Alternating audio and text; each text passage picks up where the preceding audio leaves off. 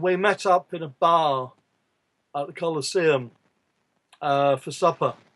Mike was a bit late, and I think this was the 5th or the 6th of June. And he walked into the bar and he said, Tiananmen Square's happened. And I said, what do you mean? And he said, it's happened, they've gone in. And we both sort of froze. And I said, well, what are we going to do? And he said, let's get out there. And I said, okay. So he phoned his editor, Stephen, at home. I stood by the side of the phone feeding Mike gettoni to put in the telephone. No mobiles in those days. Well, we did have mobiles, but not European mobiles. And Stephen said to Mike, well, if anybody can do it, you and Brian just get out there and do it. So the following morning, first thing we did, we phoned Cathay Pacific. We booked 2 tickets on Cathay, Rome to Hong Kong. I dumped my car at Rome Airport and we flew off to Hong Kong. But remember, I didn't have any transmitting equipment. It was just me, the cameras and a bag and I think 30, 50, 40, 50 rolls of film. We got to Hong Kong. Mike had some connections in Hong Kong at Reuters and we managed to blag some visas. We got into Shanghai and we were stuck in Shanghai for about a week after Tiananmen happened. And then we had a note slipped under our door from the British consul saying your life safety cannot be guaranteed, get out of town, i.e. bugger off.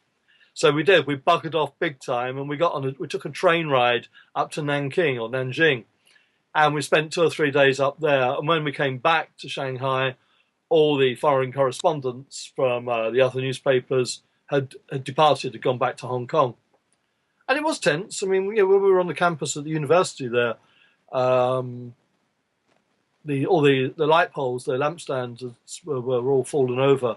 They've been cut down to make barricades. And we were driving through, swerving serpentina-like down the road in the university campus.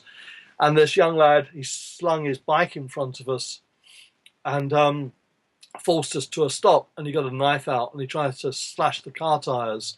I was in the front as a passenger. And I knew 2 words or 3 words in Mandarin, and basically phonetically it's Ingwaijija, which I think says something like English journalist. And he looked at us and he stopped and he was so embarrassed and he shook our hands and apologized profusely and made sure that we got through and we were safe. But there was a lot of tension there, and it was another week before we got up to Beijing. And then we sat it out in Beijing for 2 or 3 weeks. John Voos was sent out to Beijing. And, I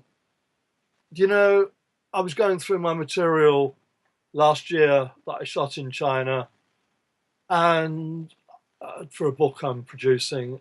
And I couldn't find anything there of merit. The story's good, but we missed the event. We missed Tiananmen Square. You could see where it happened. You could see scorch marks on the tarmac.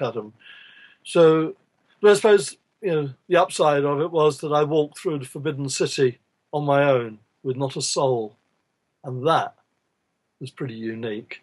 We went to the Great Wall, Mike, myself, and John Voos, and they had to open up the funicular to take us to the top of the Wall of China.